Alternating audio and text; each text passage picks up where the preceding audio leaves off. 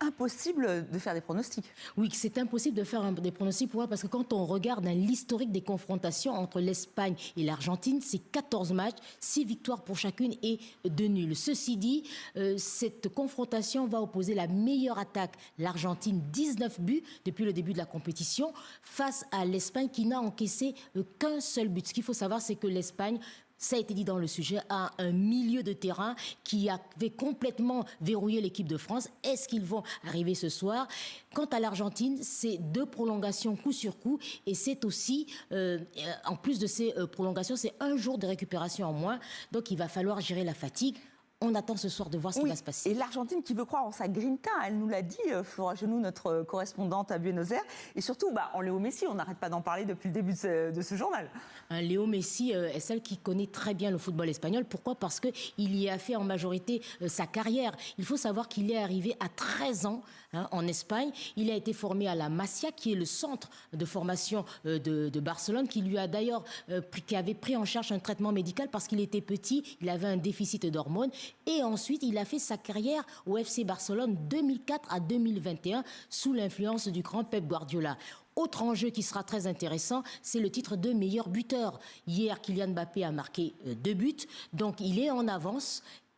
Si ce soir, Lionel Messi en marque 2, mais il pourrait devenir le meilleur buteur de ce mondial. Bon, un petit mot quand même de cette petite finale. Les Bleus ont perdu avec panache ?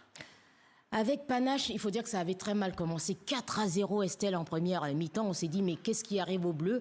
Il faut dire que les Bleus, tout simplement, n'ont pas récupéré de cette défaite face à l'Espagne. C'est pas un petit coup de bambou, c'est carrément un coup de marteau, il faut le dire. Et ensuite, ils ont rattrapé. On est arrivé à 6-4. Didier Deschamps s'est exprimé au-delà du match en conférence de presse sur son avenir et sur la fin de son aventure avec les Bleus. On l'écoute. Vous le savez, c'est la fin de quelque chose qui a représenté ce qu'il y a de plus beau. J'ai commencé, il y en a quelques-uns qui étaient là peut-être, en 2012, en mettant l'équipe de France au-dessus de tout. J'ai terminé dans le vestiaire en leur disant ça aussi. Ils peuvent aller dans tous les plus grands clubs du monde. Il n'y a rien qui est au-dessus de ce maillot de l'équipe de France. J'ai cette fierté avec mon staff d'avoir été au service pendant longtemps, trop longtemps peut-être pour certains, mais bon, d'avoir connu de grands moments, et puis depuis ces pas mal d'années de maintenir l'équipe de France tout là-haut, certes pas sur la première marche.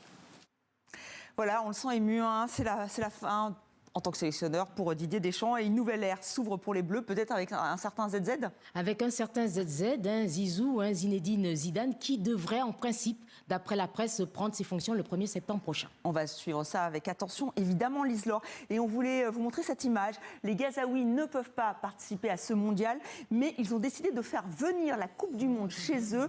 Des joueurs amputés ont reconstitué la finale de ce soir dans ce stade endommagé par la guerre. Ils ont endossé des maillots de l'Espagne et de l'Argentine. Et voilà, ils ont joué pour montrer qu'il ne fallait pas les oublier.